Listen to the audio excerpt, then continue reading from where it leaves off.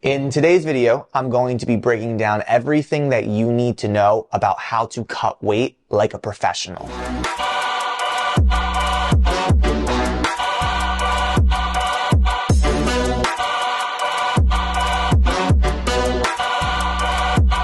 What's going on? Coach Adam here with Counter-Strike Combat Sports, where fight science is made simple. On this channel, we break down everything a combat athlete needs to know about strength, conditioning, and nutrition to help them dominate on the mats or in the cage. I want to start today's video with a little bit of a story. A couple weeks ago, I was running a weight cut with one of our pro MMA fighters, Rob Verricchio. Rob is a big prospect in the pro MMA circuit, and he's probably going to make his UFC debut at some point next year. Rob fights at 155, and 8 weeks out, the start of camp, he was walking around at 174. When I tell you this weight cut went perfectly, it couldn't have been smoother. It was the easiest, simplest, most efficient weight cut that Rob has ever done in his career. Unfortunately, the same couldn't be said about Rob's opponent. Rob's opponent came in 12 pounds overweight.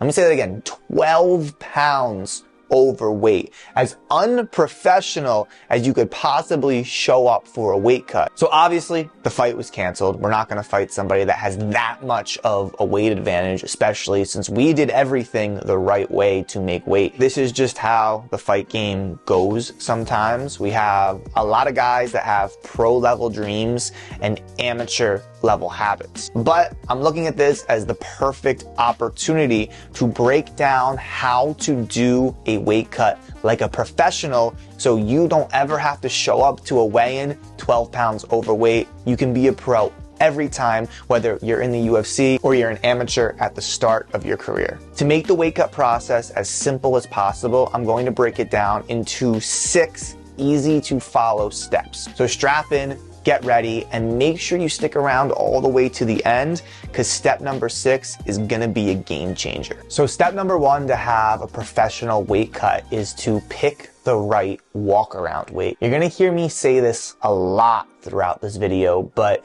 cutting weight for combat sports is not just about making the weight, it's about doing it with as little stress as possible. This is how fighters can ensure longevity in their career, avoid burnout, injury, or near-death experiences when it comes to their weight cut. So what do we mean by walk-around weight? This is basically what a fighter is going to weigh when they are out of fight camp. When we're talking about a healthy walk-around weight, the research out of the UFC Performance Institute shows that a fighter never wants to weigh more than 16% away from their fight weight. So let's use Rob as an example. If Rob is going to fight at 155 pounds, then outside of camp, he never wants to be heavier than 179 pounds. If he's walking around at 180 or higher, then we're probably going to have to do some extreme or even dangerous methods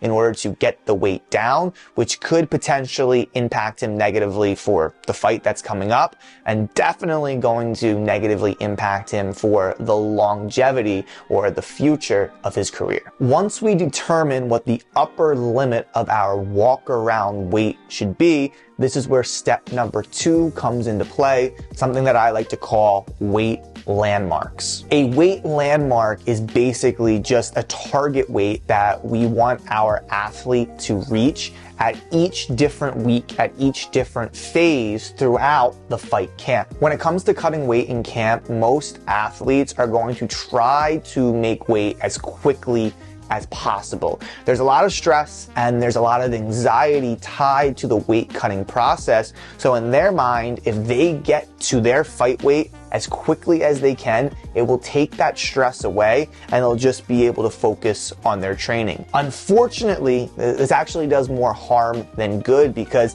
the amount of calories that they have to restrict, the dieting and the dehydration that they have to do throughout fight camp actually takes away from the quality of their training. So even though their weight is going down, they're showing up to training slow, sluggish, low energy. They're getting beat up in sparring and on the mats, and it's crushing their confidence, which we all know the psychological side of it is super important to how we perform on fight night. This is one of the reasons why setting weight landmarks is so important. It removes this stress and anxiety. It gives athletes step-by-step targets to hit so they do not have to stress and be anxious about making weight. They know, okay, this week I have to weigh that. This week I have to weigh this. So they can still eat, they can still fuel their body so their performance can be on point and they can make weight in a low stress, timely manner. So I'm gonna map out what these weight landmarks look like for Rob as we prepped for this last weight cut. 6 weeks out from weigh-ins, we want our fighters to be less than 12% away from their fight weight. So for Rob, we wanna be around 173.4 pounds. He was going into fight camp at 174 pounds.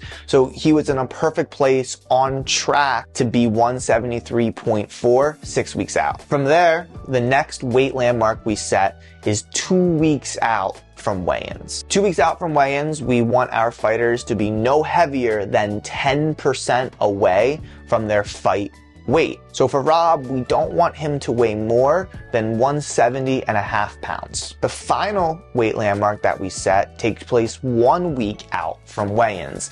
At this point, fighters need to be less than 8% away from their fight weight. So for Rob's case, we don't want him any heavier than 167.4. Once we have those weight landmarks mapped out, we can then calculate calorie and macro limits for our athletes to help them get to those weights in a timely manner, while at the same time fueling their performance like a professional. Once we map out our weight landmarks and we calculate our calories and macros, then we move on to step number 3, and this is nutrient timing. Nutrient timing is crucial during a weight cut because this ensures our athletes have the energy to perform on the mats while they're cutting weight. I'm sure you've heard calories in versus calories out is the most important thing. And when it comes to a normal diet, this is true, but this is not the case when it comes to athletic performance. Carbs are a fighter's best friend for energy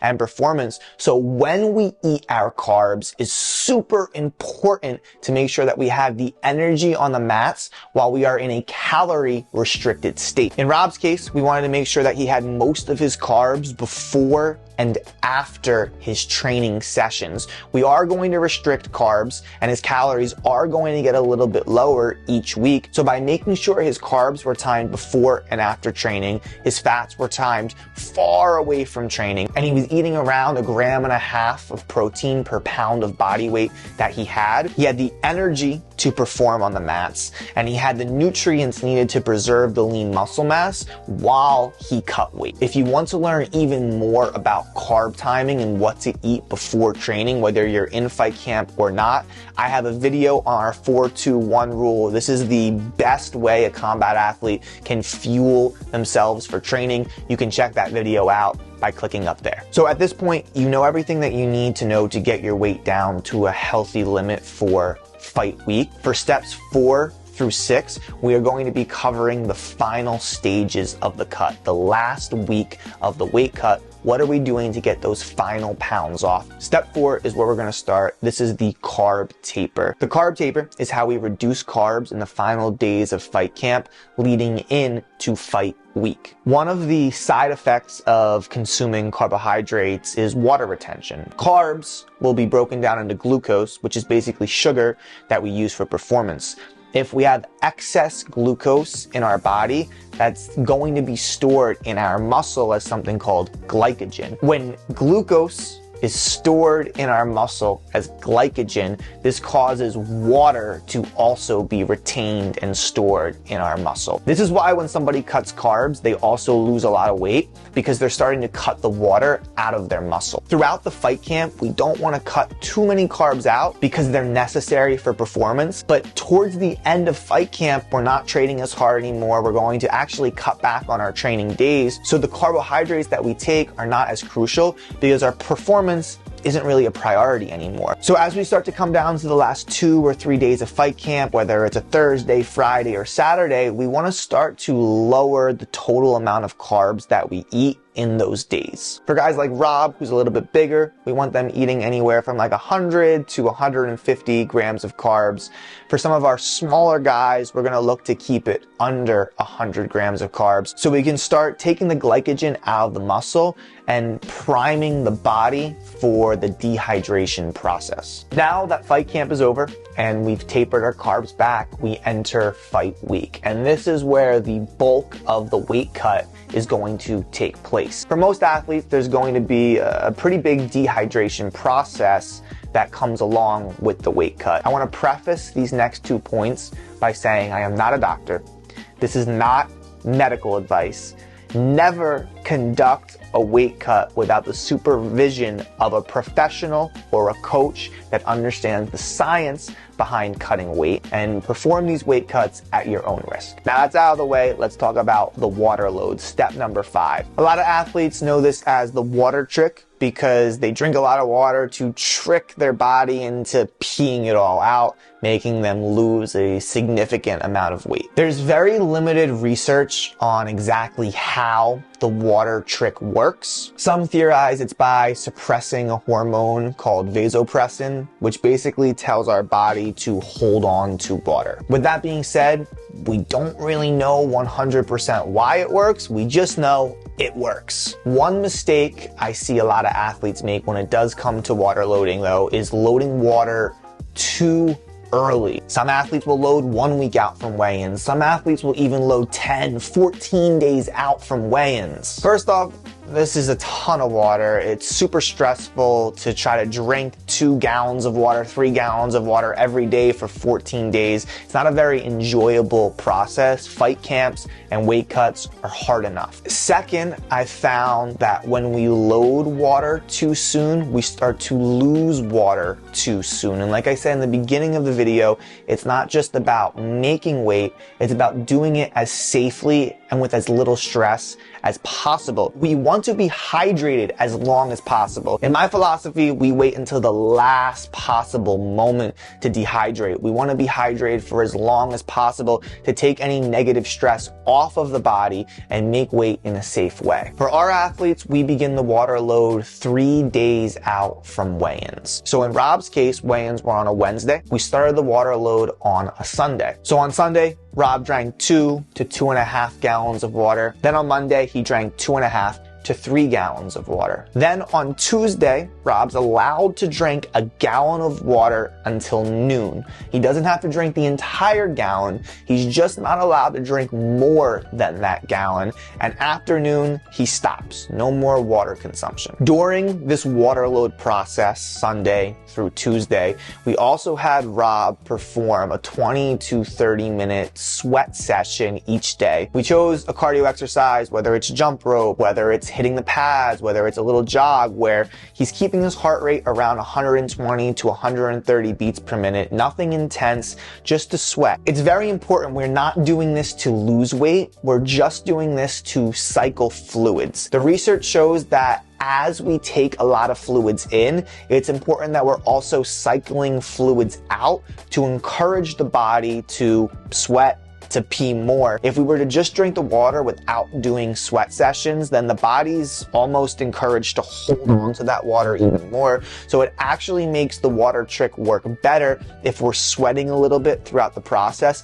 to keep the fluid cycling throughout the body. It's also important to note that on Monday, so the second day of the water load, we cut sodium and we cut fiber out of Rob's diet. So Rob had to eat less than 1,000 milligrams of sodium and wasn't allowed to have more than 3 grams of fiber a day. Again, to help with the dehydration process, sodium is going to hold on to water. Water follows salt. So by eating less salt, we're going to hold on to less water. Fiber sits in our gut. It's heavy. It's just waste that isn't necessary when it comes to the weight cutting process. So by cutting the fiber out, this helps take any of this excess gut content, which could maybe impact the weight cut. This entire process caused Rob to lose a lot of water. On Sunday, he started the water load at 167, and on Wednesday morning, he woke up at 163. He lost 4 pounds in 3 days just by doing step 5 perfectly, which means we only had 8 pounds to go in the final phase of the weight cut. If you've made it this far, I appreciate you. I know we're breaking down some deep science, but this is really important if you're serious about being a combat athlete. So if you're digging the video, if you're getting a lot of value out of it, please give the video a thumbs up,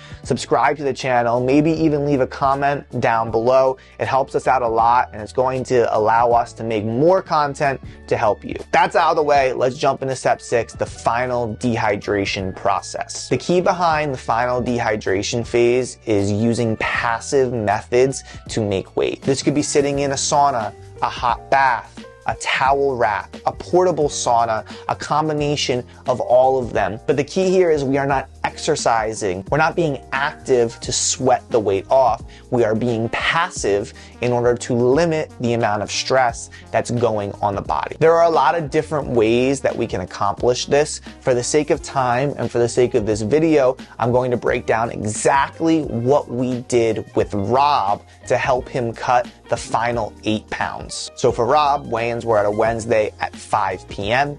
He woke up that morning at 163. We only had 8 pounds to go. So we started the final dehydration phase at 2 p.m. The two methods that we used with Rob to accomplish this were a hot bath and a towel wrap. So we started by filling the bathtub with hot water, getting it to 105 to 110 degrees Fahrenheit. I use a pool thermometer to check the water temperature to make sure that it's not too hot and it's not too cold. I then put 6 pounds of Epsom salt into the water. By putting salt in the bath, this is actually going to help draw more sweat and water out of Rob's pores. The water in his body is going to follow the salt that's outside, helping him to sweat and lose more weight. So we filled the bath and Rob started at waist level. He sat in there at waist level for 5 minutes. Then he lowered down to chest level for 5 minutes. Then he lowered down to his shoulders for another 10 minutes. So we were doing 20-minute cycles in the bath. He was getting a good sweat and he was starting to lose his weight. Once the 20 minutes was up, we had to make sure that Rob rose out of the bath very slowly. His blood pressure is going to be lower than normal because of the dehydration process. And if he stands up too quick, he's going to get dizzy and he could pass out. From there, out of the bath, we go right into the towel wrap. So we had 2 beds in the hotel. We used 1 bed for the wrapping process. You could do this on the floor. We did it on the bed. So we put Rob on the bed. Then we wrapped him in a sauna blanket and we really tucked him tight from the neck all the way down to the feet, tucking it underneath of his body, making sure that we cut off any air that might get to him. From there, we layered towels over Rob, again, from his neck all the way down to his feet, tucking it underneath his body to cut off any air that might get through. And then I wrapped a towel around his head. Then I took the comforter, put that on top of him, and tucked it underneath his body to make sure that absolutely no air was coming in. He was tight and we let him sweat. He sweated out for 20 minutes. We took the towels, the comforter, the sauna blanket off of him. He dried off completely. We stepped on the scale, saw where his weight was. We then just repeated this process until Rob made weight. 20 minutes in the bath, 20 minutes in the wrap, dry off, check his weight. And then we just repeat and we cycle through and we bunker down and we stay mentally tough and we keep our eye on the prize. So now a few tips and tricks that we use here to make this entire process safer and just a little bit more enjoyable. First, we want to put our athlete, Rob, in a state of as little stress or even as much enjoyment as you can throughout losing 8 pounds in 3 hours. So for example, when Rob was in the bath, we were rocking out to some anime hard style, right? Music that's gonna get Rob in the zone, that's gonna have him relax, that's gonna make him feel good. When Rob was in the wrap, we had Seinfeld on the TV, so we were laughing, we were keeping it light. I was talking to Rob constantly just to keep his spirits up and also to make sure that he was healthy, conscious. I don't want him sleeping. We need to make sure that he's alive and not responding adversely to any of the weight cutting methods that we're putting him through. When Rob would come out of the bath, I would check his resting heart rate, and when he would come out of the wrap, I would check his resting heart rate. I would then monitor how long it would take his resting heart rate to go back down to rest. Usually his heart rate was around 110 beats per minute coming out of the bath, coming out of the wrap. This is normal. He's sweating a lot. If his heart rate's like 120, 130 just from being in the bath or being in the wrap, he might be responding a little adversely to the actual methods, but his heart rate was in a good range, and within a minute it was back down to under 100 beats per minute, which shows that his vitals were responding really well. Another thing that I like to do just to kind of monitor how well an athlete is losing weight is to track their sweat rate. When Rob is in the bath, every once in a while I'll wipe the sweat off of his forehead and then time how long it takes for that sweat to re-bead. If I notice that it's taking longer than normal, let's say the first time I wipe it, it only takes a few seconds, then it starts to take 30 seconds, then it starts to take a few minutes in order for that sweat to come back. This can act as a sign if we need to switch methods. Luckily, Rob was sweating at a really consistent rate throughout the entire cut. If at any point though, his sweat rate started to slow down in the bath, we would immediately switch to something like a sauna. Sometimes our body adjusts and adapts to the methods that we're using and we stop sweating. This doesn't mean that we don't have more water to lose. It just means that we've adapted to that method and we have to switch to a different method in order to re-stimulate the sweating process. Some things that we can also do throughout the dehydration to make the process a little bit more enjoyable.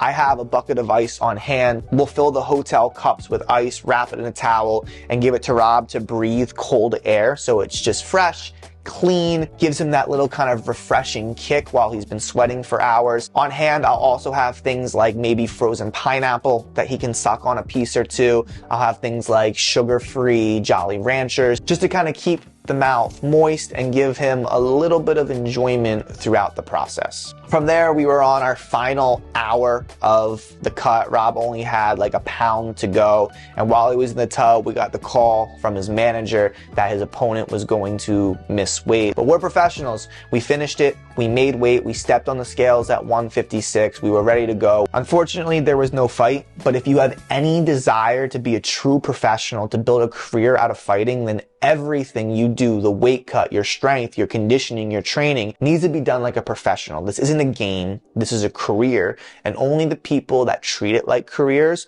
are the ones that make it to the top. Now, it's also important to mention that the refueling protocol is probably even more important than the actual weight cut itself. You shouldn't just be going to Olive Garden and eating whatever you want. But that's an entire another video for an entirely different day. If you want me to make a video on the refueling protocol post weigh-in, let me know in the comments down below. But that's our entire breakdown of Rob's weigh-in, everything that we did from the beginning of fight camp all the way up until the final days of the weigh-ins. Hope you found this valuable. Until next time, I'll catch you later.